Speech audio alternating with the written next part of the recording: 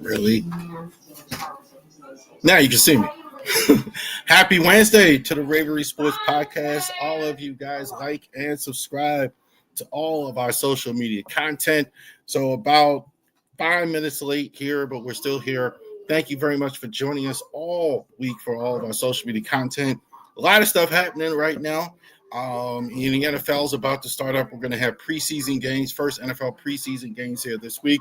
Orioles are still going into a phase where now we're going to start seeing the cup of coffee from the minor league prospect, Basayo, Beavers, and all that, etc.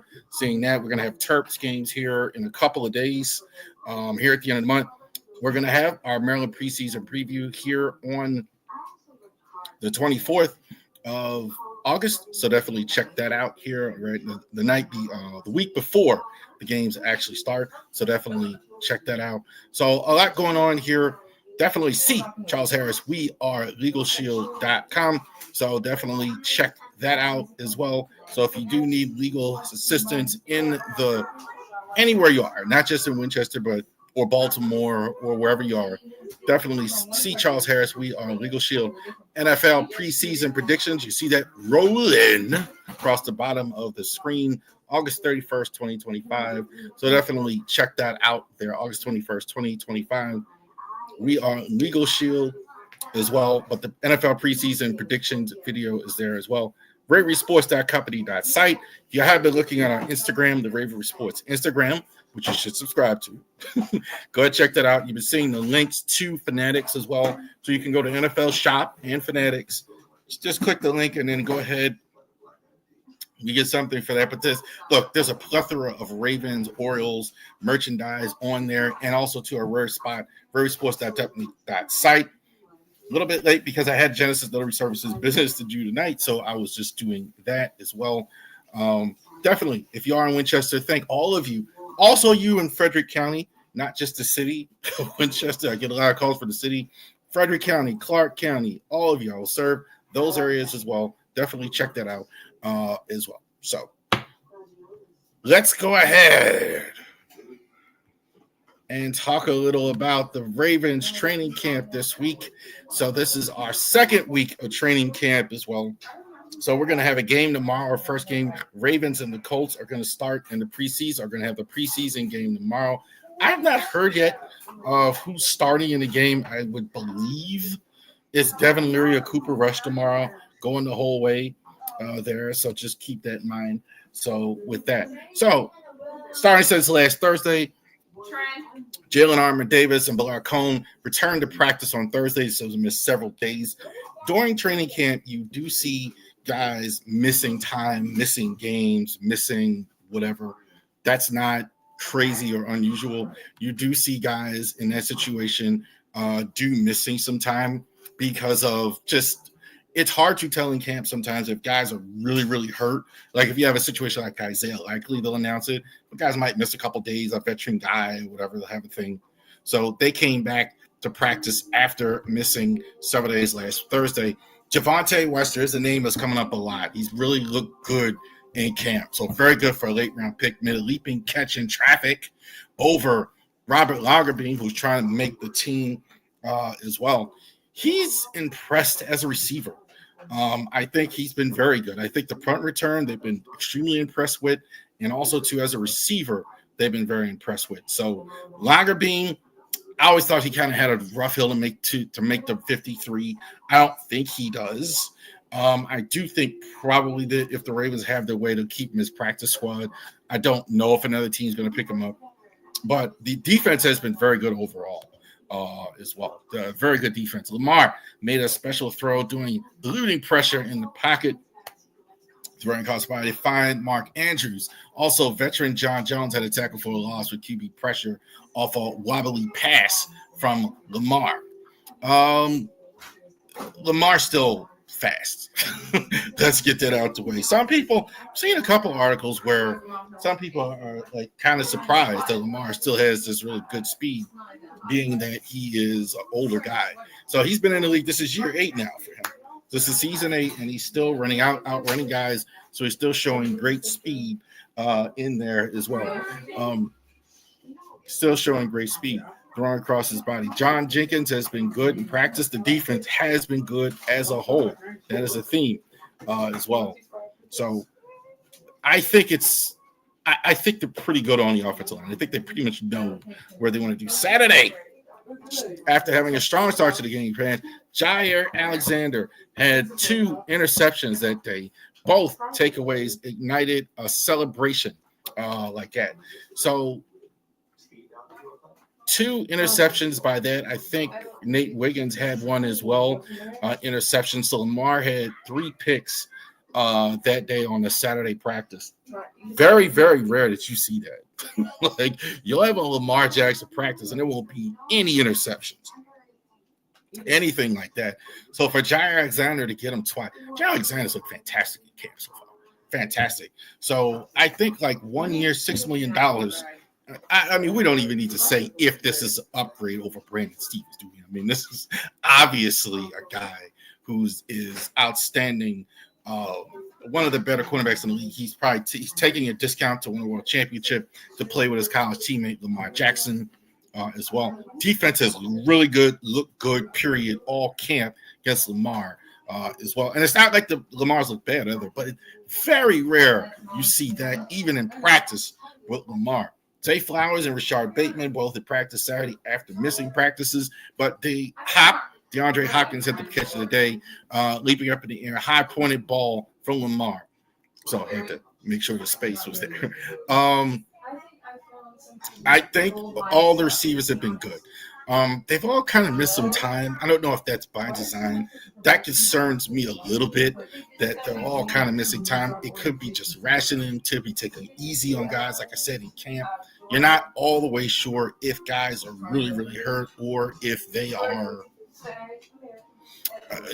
giving them a day. So you're not sure. But I would say they have been really good.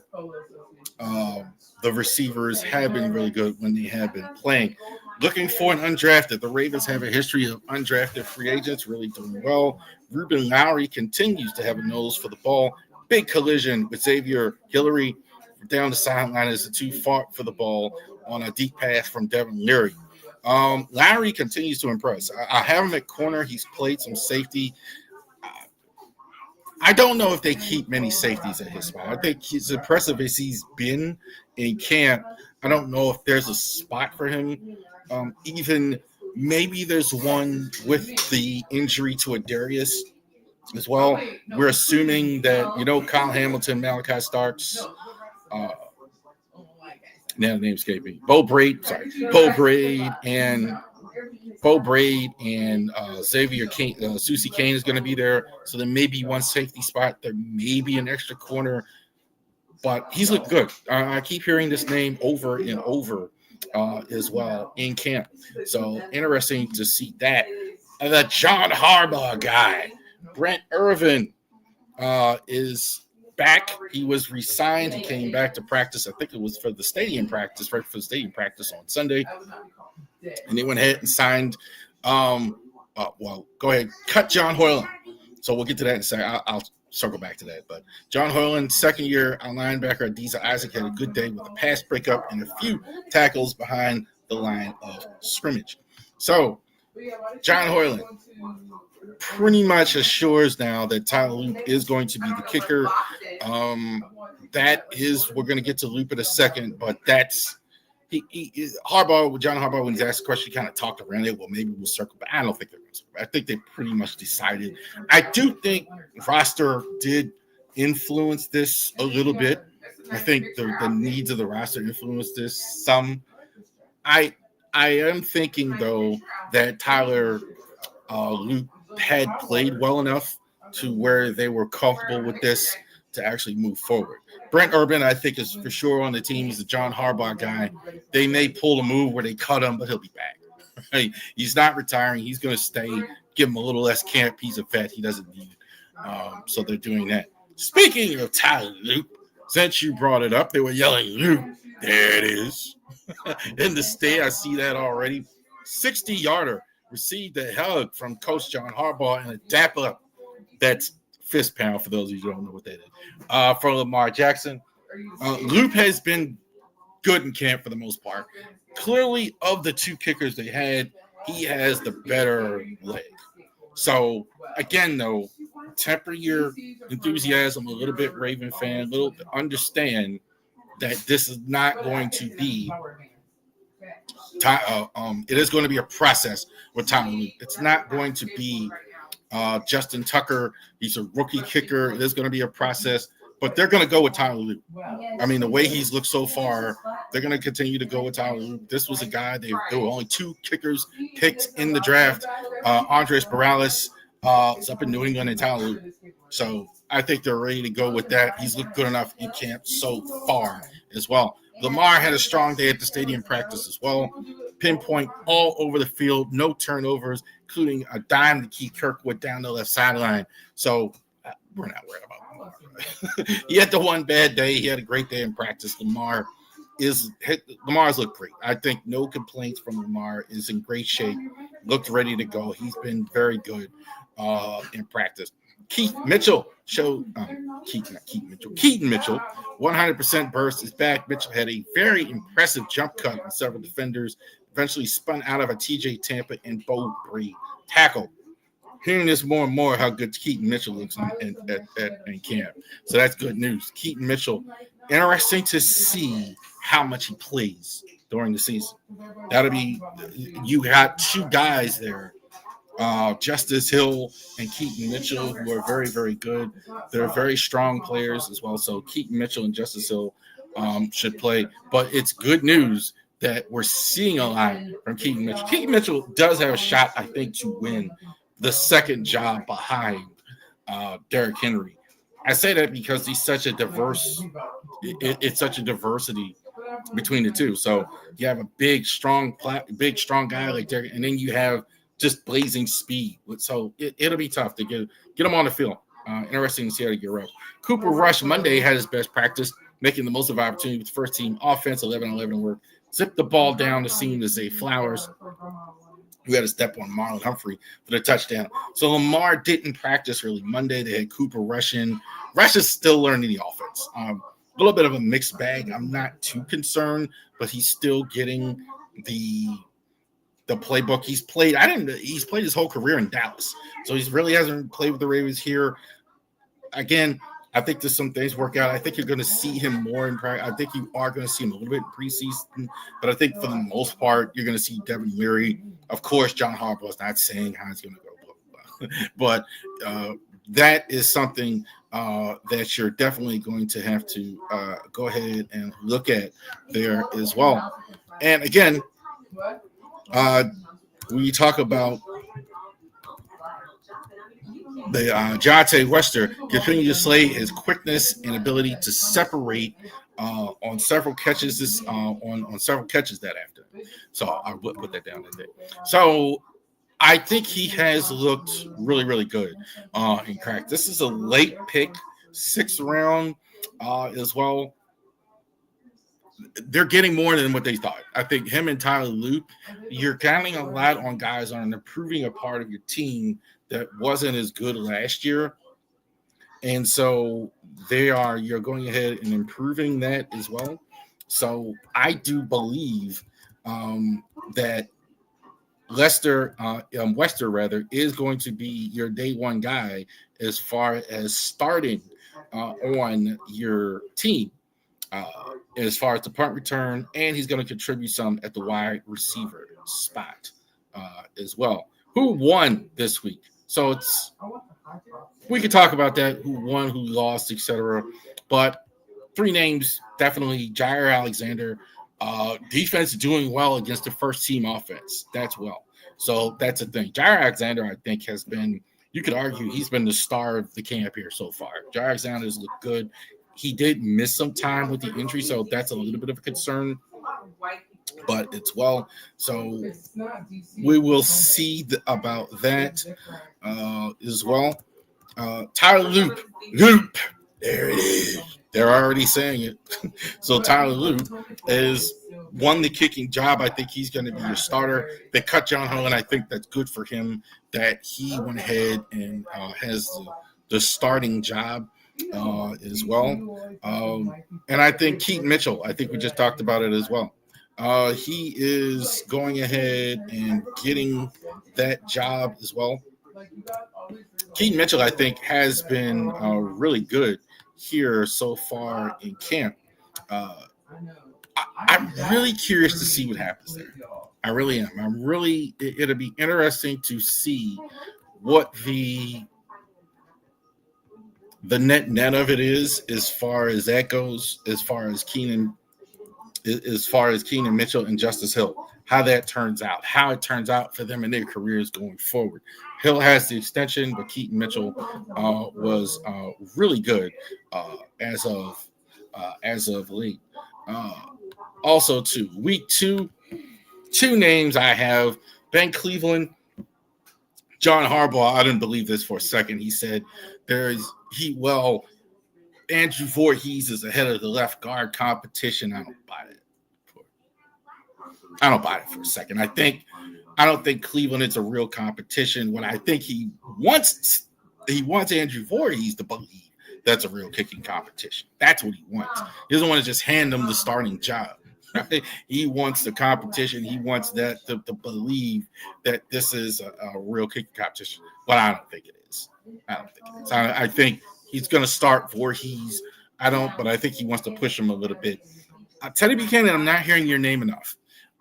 This is supposed to be also to a competition at inside linebacker as well. So Teddy Buchanan, I'm not hearing that a lot. I'm hearing a lot about Lowry. I'm hearing that as well. Trent Simpson basically has gotten all of the lion's share. We haven't got to games yet, but I really can't say yet. We'll see. Some guys do pop in games as well before and not really in practice.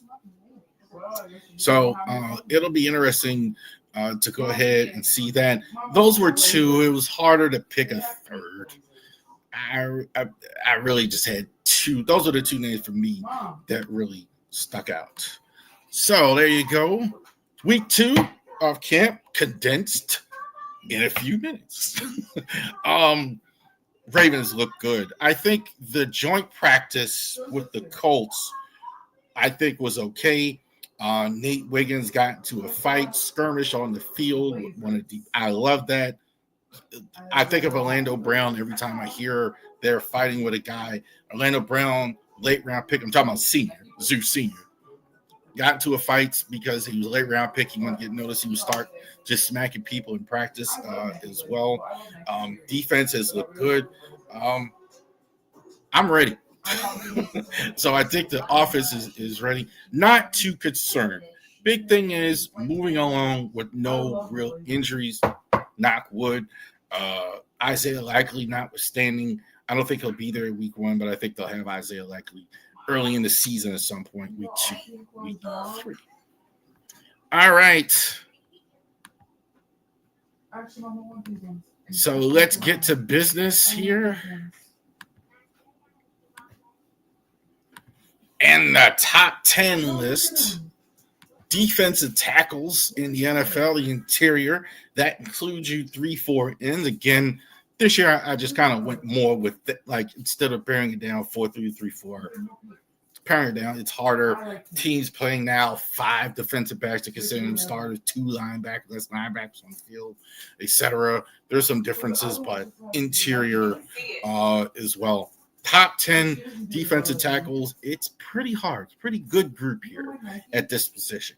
Sometimes this is kind of like safety in some sense where it depends on the scheme and the team and a couple things like that, where I think, honestly, past the top 3, I don't know if you could put these guys and have the same success on any team. But it'll be interesting to see that. So let's go ahead and unveil it. Number 10 from the Squealers, Cam Hayward. I feel like some of y'all are going to say it's a little low for Cam Hayward. I do this and I kind of project what they're going to be in the year coming up. So you factor in what they've done, and you also factor in what's going to happen in the following year. Cam Hayward, I think you could argue he was the best defensive tackle in the NFL last year, the best defensive and interior player. So why is he 10? He's going to be 36 this year. So he's going to be 36. Now, that said, I think he deserves to be in the top 10 because I've been saying that the last couple of years. Like Cam Hayward's going to fall off. So I'm going to concede he stays in the top 10, a little bit ahead of Zach Zeitler of Miami, who just signed a big contract, who has like 10 sacks, so he's very underrated. Also, he was a former Ravens, but I have Hayward 10. I think he does slip in terms of age. I got to project that in, but Hayward, I think, stays in the top 10. He was really good last year. DeForest Buckner of the Colts. He's another one. I feel like I've kind of underrated him as well. He's been good for a long time, but Buckner has been one of the better defensive players on the Colts team. The Colts, I would say this. Their strength is and I have great fun with the Colts, but they're good inside. They're good like defensive tackle, inside linebacker, guards, things like that. They're good like up the middle. So they have that, and I think Buckner has really been the linchpin for them. They have that outstanding inside linebacker, Zay Alexander, but he's been good for a while. Again, age, in his case, I have to factor it in. He's not old, but he's 31. I think he's more towards the end of his prime. But that's a guy I think is going to be very good for them. Derek Brown didn't play at all last year, but he was such a stud the year before on the Carolina team. They missed him dearly. Easily, I think, the guy, their best player. He's going to beat double teams and everything, etc. Derek Brown, I think, is going to make a big difference. Make a big difference for Carolina is what they're going at. Trent. She can't see. I didn't see. All right. And that will be on the podcast, family. All right. Derek Brown is going to be one of the best defensive tackles, I think, 8. I think this is a guy in his prime. He did miss a whole season, and the Panthers aren't a real good team, so that's a bit of a concern. But this guy is going to go ahead and might be one of the best run-stopping guys in the entire league as well. Derek Brown, number 8. Leonard Williams is coming along. I think he's a little bit slept on because he's in Seattle. But I think Leonard Williams is one of the rising stars in the league as well. Now, he, again, is over 30. like some of these guys on this list. But massive guy. Like, it kind of reminds me of Vince Wilfork in his prime when I see him. Big, tall, 6'1", 310, little bit quicker version of a Vince Wilfork as well. And that's saying something. This guy was a stud. Certainly he's going to be on aggressive defense with Mike McDonald. Clearly, I think he's their best team. Kind of like the Colts, the Seahawks are very good interior-wise. Inside, tackle, guard, etc. They are good, and I think that's the strength of their team. So I think Williams, I think, is no joke. We know this guy, Raven fans. Nnamdi Madubuike, $25 million. 25. Madubuike, not as good in terms of the stats last year, but he was fantastic, I think, as well. Takes double teams every play. Every time he comes on the field, he gets double teamed. He still had a bunch of stuff. He was good last year. I think, obviously, as many sacks as he had the year before, but teams were absolutely paying way more attention to him. He's got great speed, great burst, good pass rush, defensive tackle. That's what he is. And I think unlike a lot of guys on this list, unlike Hayward and all those other guys and some of those guys, that he's still very much in his prime. So Madubuike is, I think he's 27. I think that's right. I'm looking at it here real fast. Yeah, he's 27 years old, so he's still got several more years in his prime. I think he's got several more seasons of double-digit sacks as well. Good against the run as well, but at his best, if you don't double team him, he's going to blow it up for sure. Matabuke at 6. Jeffrey Simmons, same cop and paste. I think he's a little better against the run than Matabuke is on a down-to-down basis. That's why I have him a little bit ahead, even though I know he's known for his pass rush. About the same age, a lot of similarities as well, but I think a little bit better against the run, down-to-down. Same thing here, though. His stack totals really don't reflect how good of a pass rusher he is from the inside. You got to double team him a lot. If you don't double team him, he's going to make you pay. Very effective inside as well. He's also one I think reminds me a little bit of Trevor Price. I think you could actually put him outside in his case. 305 pounds. I think like on the certain teams, I think it would work. We could put him on the outside, like a 4-3 outside guy. He could get 10 sacks. He's got that type of strength, but very good. Not playing on a team, though, obviously, that's very good. But I think could probably the best defensive player in Tennessee. Really like Jefferson, really. Jalen Carter, sky's the limit for this guy. Eventually, I think he's going to be the number one guy. Not quite yet. Still a little green. Still kind of got to get his mind right at times, I think. That's the only flaw I see with him. And sometimes I see with Jalen Carter, as dominant as he is at times, he's still not as good as he could be. I think sometimes he just, that's all it is. Is he playing? Is he locked in every down? But the speed, power, agility, everything is there. Certainly, even as young age, like 24, takes a lot of double teams, moves past guys, good technique. I think Jalen Carter certainly, it wouldn't shock me if we're doing this 2-3 years from now, and he's the number one defensive tackle in the league, like without the question. So no question about that. Number 3, Quinn Williams of the Jets. Talked about Leonard Williams being the best run stopper. This one might be, I think, this is more of the pure run stopper, the nose. Quinn Williams, we talk about a guy like this. He's a guy definitely big, strong, physical. You're not going to run the ball with Quinn Williams around. Good luck with that. He's not going to get you the sack totals. That probably he's going to get some sacks, but I really see him as more of a guy that's going to do well stopping the run. I think that is probably what he does best for the Jets. Jets, obviously, also too. I think he also too. Again, in defensive guys, you have to rank them sometimes. Like sometimes the players around them make them better, make them worse. I think more than it is on offense. It's if they had a better team on defense, I think you might see Williams in a higher spot on the list, and he's already a 3, so he's really good, obviously. Dexter Lawrence of the Giants, I think is probably needs some introduction. This is what I have as the best offensive tackle, defensive tackle in the NFC. Williams is going to generate the sack totals. This is a guy, nothing missing here. In his prime, good offense, good stopping the run, great stopping, great rushing the pass, top 10. He's going to live in the top 10. Great speed as well. Huge, 340-some pounds as well. So he's not just this big guy, though, that doesn't have pass rush ability. He's just a run stopper. He is bigger than Quentin Williams, who I think is an outstanding run stopper, and he can rush the passer as well.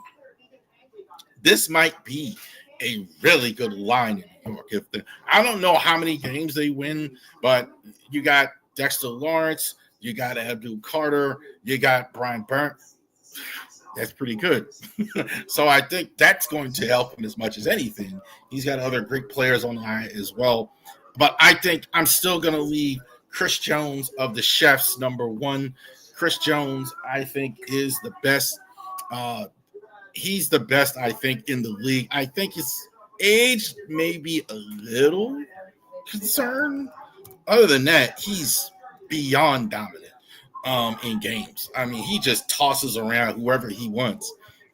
You know how hard it is to toss around an offensive lineman. He does it every game. Like, you better. He's the guy. He's the one guy I would say.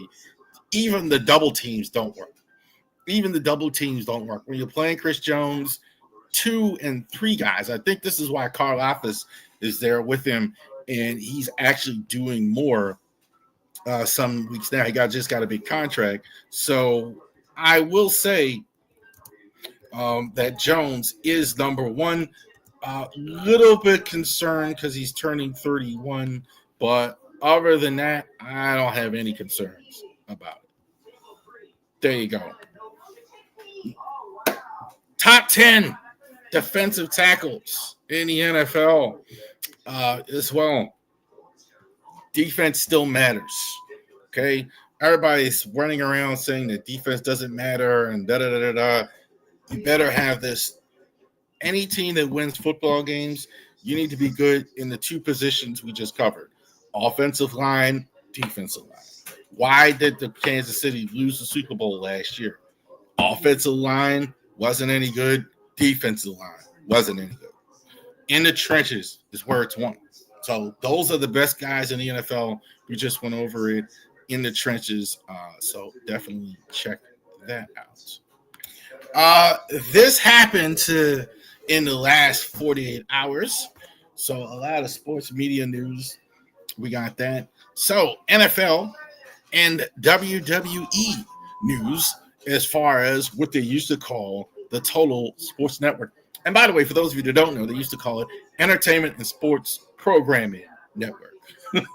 Back in the 80s at ESPN, used to be all stations had to have a call sign, even cable stations had a call sign as well. So what's going on? Let's talk about the NFL. I think we talked a little bit about that last week. NFL Network is now being totally absorbed by ESPN. So what's going on? So they are going ahead and getting a 10% stake in the ESPN. They're getting a 10% stake in the organization. So I don't know what the dollar figure is, but the NFL is now owns a part of ESPN. They are going to have Red Zone. The guy scared me to death last night. I watched a little bit of the stream, the driving to the top last night, and they were talking about having Stephen A. and Booger on Red Zone. No. No, God. No, please, no. Please leave Red Zone alone. That's probably the main thing all of us like. I'm not as big on Red Zone as other people. I still, because I watch like Ravens hit start to finish. But Red Zone, when I have watched it, it's awesome. And you can't do that, Chase Red Zone. So, but they are going to get NFL Network, NFL Films, all that stuff. ESPN now is going to streaming full time. I think the price point is $29 a month. I'm not sure. I think it's something like that. But they're going to streaming now. So first time now here coming up in September, you can get ESPN without any cable subscription. So now you can get that. And the things they're building around is the NFL. So the NFL Network, they're going to go ahead and absorb that as well. They've been cutting back on it for a while. I think this has been in the works for a while. I don't think this is a monopoly like people are saying.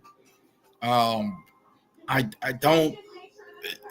I mean, you could argue the NFL is, but I don't think much will change for that. I don't think that much will actually change from the network standpoint and all that other stuff.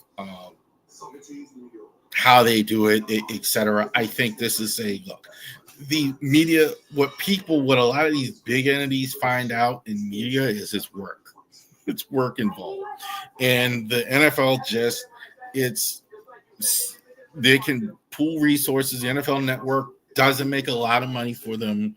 A lot of these networks don't know how to run it, and ESPN does. This is what they do as well. But you can't change Red Zone. Don't do that. But I saw this. Like, no way. That can't be. when I saw Big Rich, I was like, oh God, you can't. But Goodell, I think, has said this probably not going to change right away, but we will see. But certainly there are going to be changes there. Where they talked about Stephen A. Smith, Booger are going to be on there. I'm sure there'll be roles for everybody because they're going to have a bigger footprint in the NFL and they're going to have more games and all that, etc.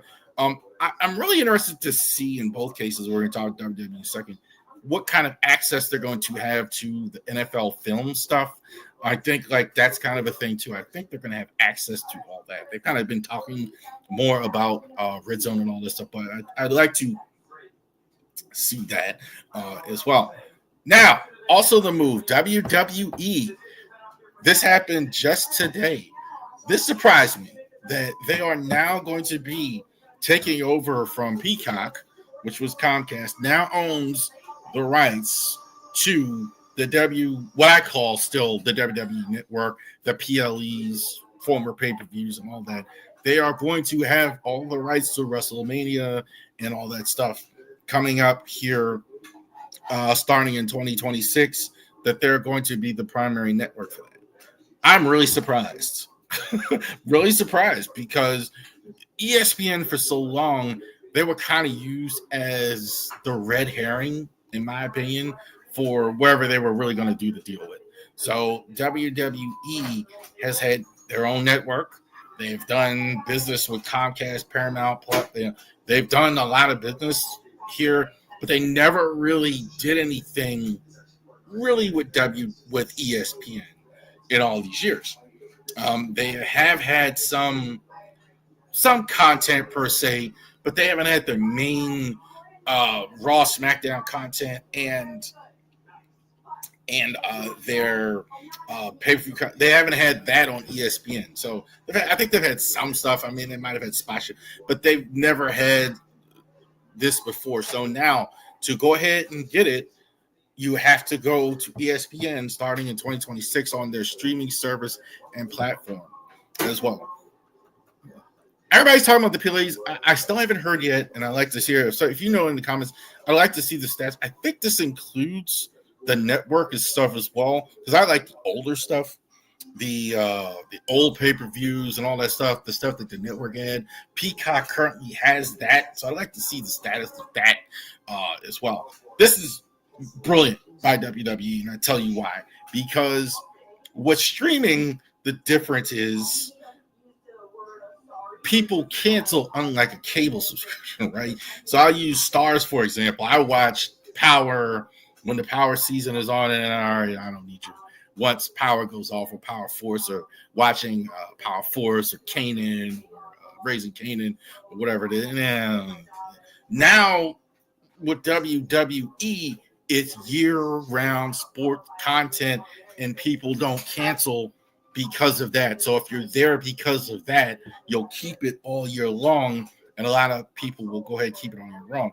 NFL is king. We know that. They're going to get huge numbers. They've been doing huge numbers, so we know. But this is an opportunity for them to build up their streaming service as well. It's a little bit of a loss for you if you have only the streaming service, because this is going to be more expensive than Peacock was. Peacock was only like $10. I was only paying like $10 a month for Peacock, right?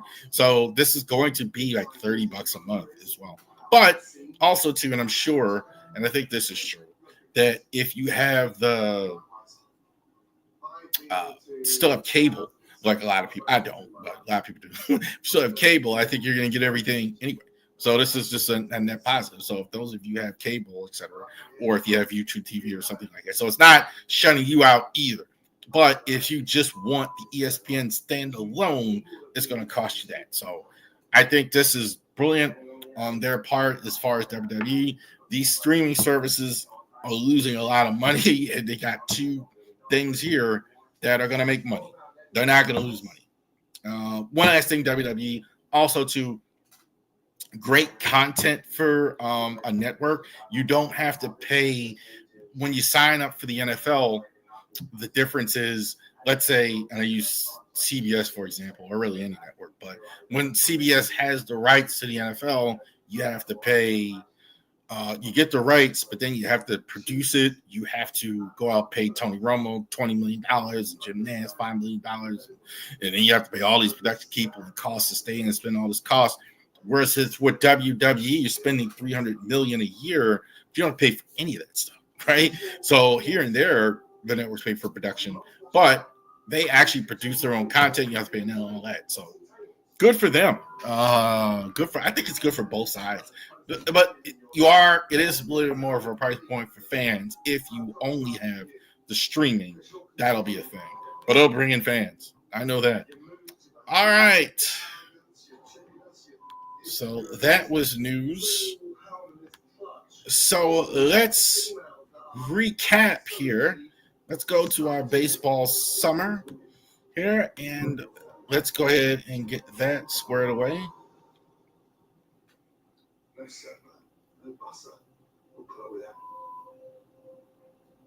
The first thing that has to change here is you, young man. You need to man up and start showing some respect. Oh, put me in cold. I'm ready to play. All right. So, yeah, we got to play the music because it's time for baseball summer as well. And with our baseball summer, we've been doing our versions of action. So, and we talked last week about the Frederick Keys, who are going to be back in business with the Orioles. Good for them. Aberdeen is, matter of fact, and I mentioned that real quick since I mentioned it. Aberdeen is going to continue on with the team in Aberdeen. They are going to be now take the place. So they're essentially going to swap. So the Ironbirds will swap. They will be the draft league team. And they're going to go ahead and continue on. It'll save a little bit of cost there. And the Keys will now be the single A, high A team for the Baltimore Orioles.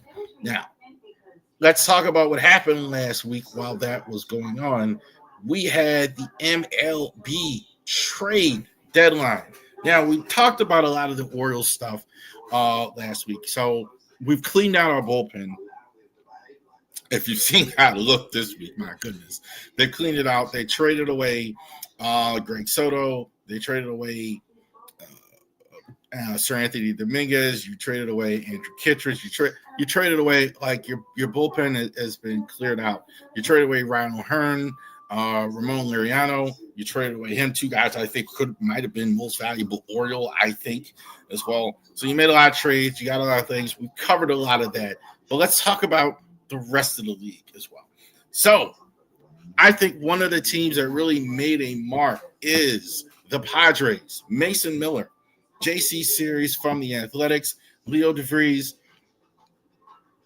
traded away for Leo DeVries, Brandon Nett, Henry Baez, and Miguel Nunez as well. So Pirates need to shore up that back end. I think this is a good move for him.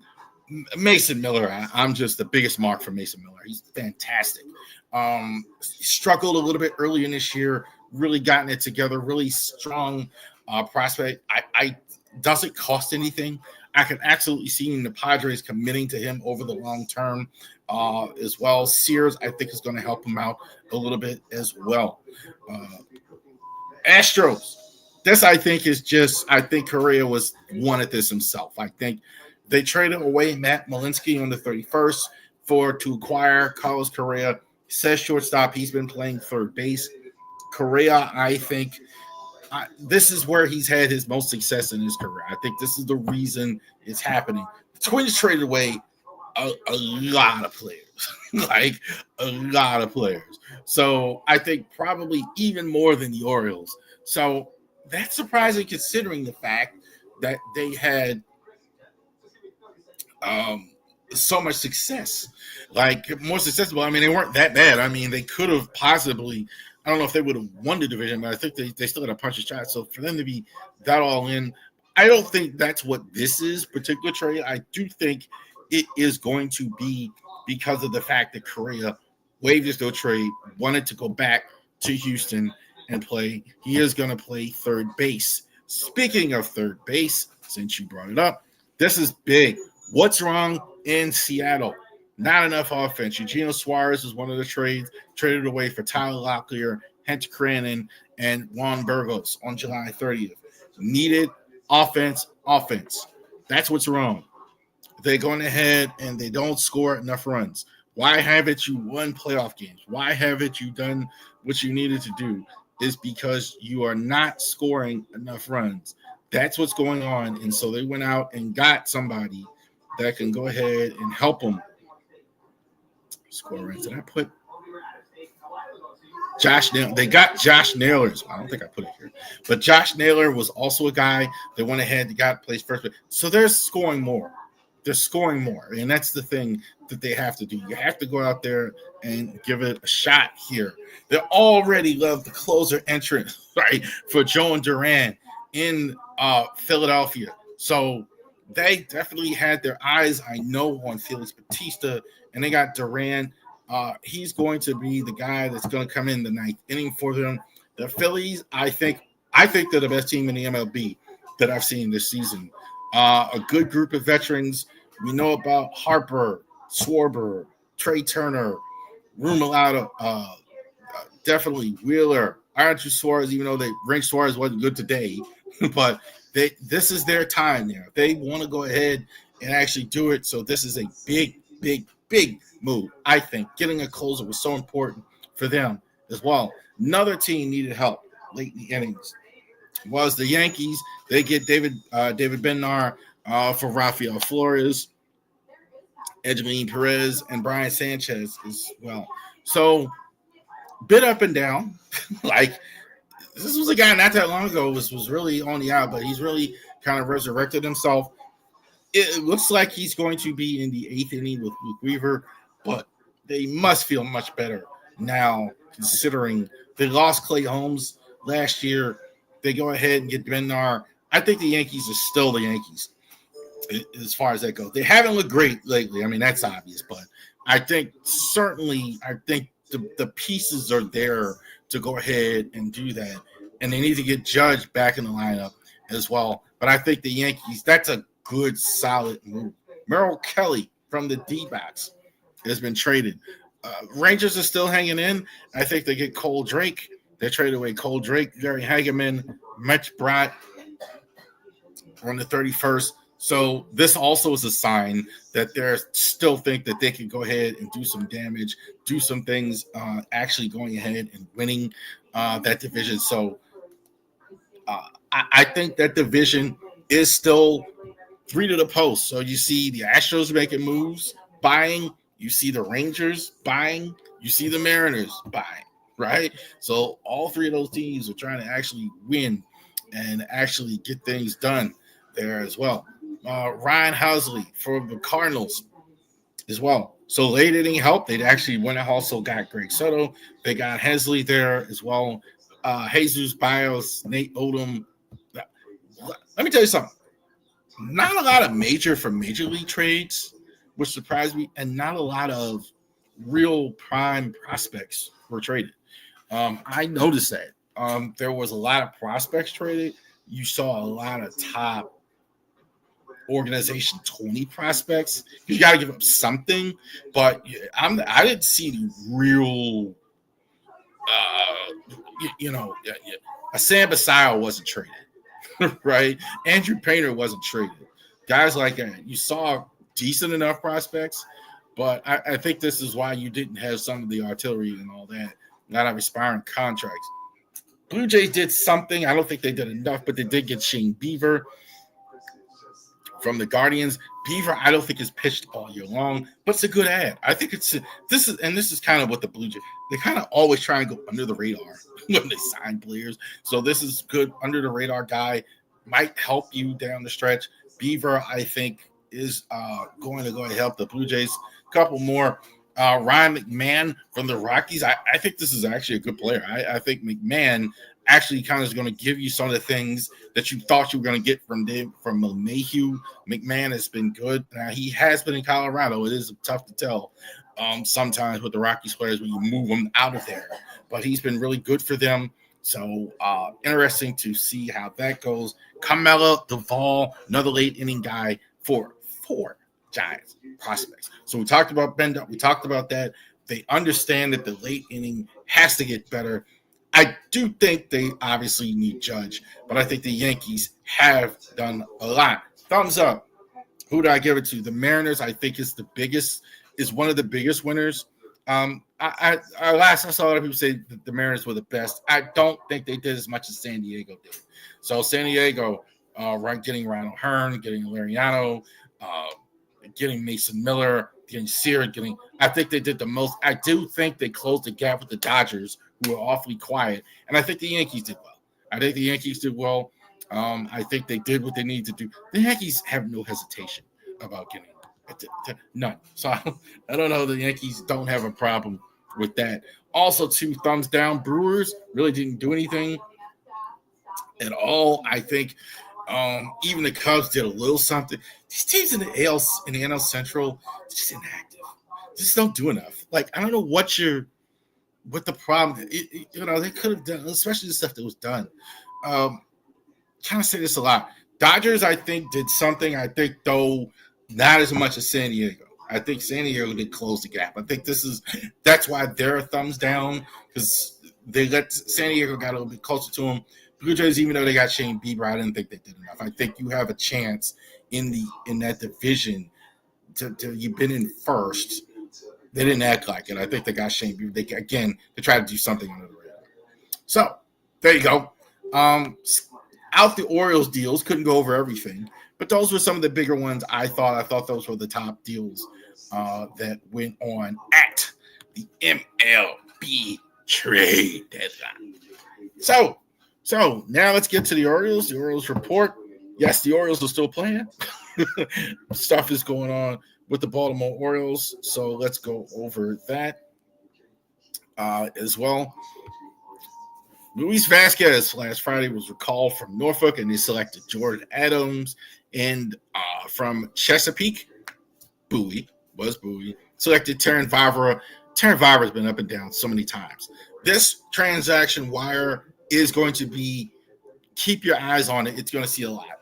So, because now you're pretty much conceding you're out of it. You're looking for guys to get playing time, and all that other stuff. So you're absolutely taking a look at that. Orioles did make an acquisition. They got Derek Enns from the Detroit Tigers. So what's the big deal here? He is an active major league reliever as well. So he's going to be in the bullpen, kind of filling in as best he can for some of the guys who lost. He was cut really by the Tigers. So essentially what happened is they made it a trade, cash considerations as well. So they went ahead and activated him. Ryan Noda, who actually had a big hit in one of the games, claimed him off wages. After him to Norfolk, he has been up and down as well. Grayson, it's official, poorly kept secret. I put this on Twitter. Grayson's done for the year. Tony Azzaleo informed reporters going to have surgery. They're going to get him ready for 2025, 2026. I wouldn't hold my breath. This is very weird.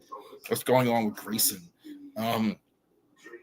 They haven't even really talked about it. They haven't really said anything, so it's been strange. I don't think he's there at the start of 2026. Personally, I don't think that happens, but we'll see. Ryan Noda, we mentioned he got a hit in one of the games in Norfolk, so he was called up along with Terran Vavra, also to Vidal Barjan. I don't know these guys that well. Was claimed off wages, and also Carson Ragsdale from San Fran. Won't even linger there. Cade Povich was called up for the 15-day DL, and he activated Bajan. Also to options Houston Roth and Jordan Adams back to Norfolk. These guys are just killing time till they can expand the rosters. That's it. So they've kind of been doing this all year long, taking guys up, down, up, down, up, down. And I just think like this. Here's the next one.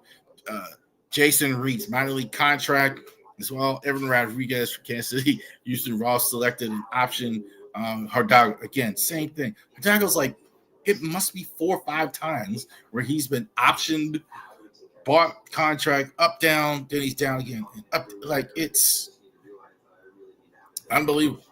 Brandon Young was brought up for the doubleheader. He's returned to Chesapeake. Like I said, we mentioned that some of these guys were brought down, etc.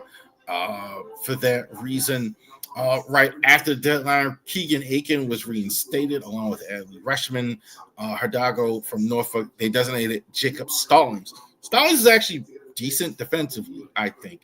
Aiken, I think, actually got a chance to close. It's good to see Adley in there as well. Also, two signed Ty Nib and Brian Omada. Rock on.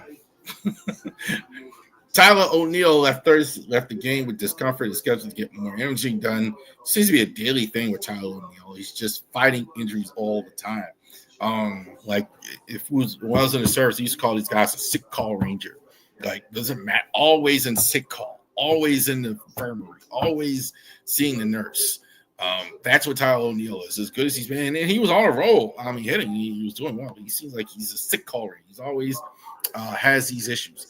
Update: Tyler Manlino gave on Jorge Mateo and Gary Sanchez. Hopes that both will return in September as well. Mateo with the hamstring and Sanchez with the knee.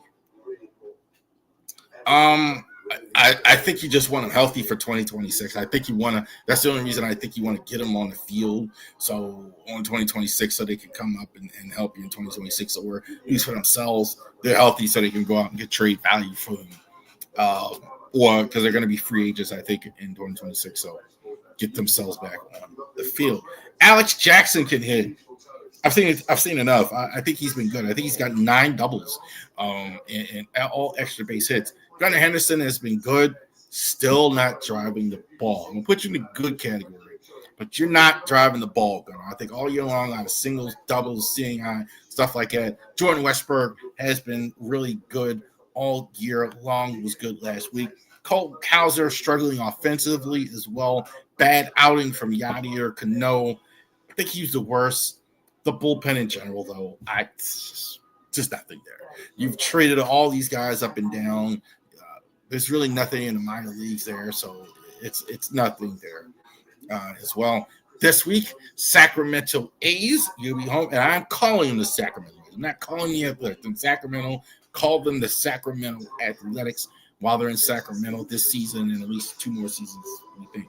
The Mariners, I think I just said, might be the trying to win the American League West. I think one of the best teams maybe in all of baseball as well. And Trevor Rogers was great twice. Trevor Rogers was great in the loss, I think. 8 innings, complete game, first one since 2022. He was outstanding in that. Even though they lost 1-0, he gave up 1 run in 8 innings. He was great again today. I don't think he was as good, but really good. 100-some pitches as well, and only gave up the 1 run in 6. Did get the win. I think Rogers, it might be, if we go, the number 1 guy in 2026 as far as he could be your opening day starter. He's been that good. ERA under 2. All just fantastic so many times. Thank you very much for joining us here for the Ravori Sports Podcast. 33 of you. So all of you that are watching, especially those of you that are watching on Twitter, do me a favor. Go to Ravori Sports Podcast on YouTube. Hit the like and subscribe. Check out Ravori Sports Podcast and Spotify and subscribe there as well. Enjoy the games, guys. You have a great day.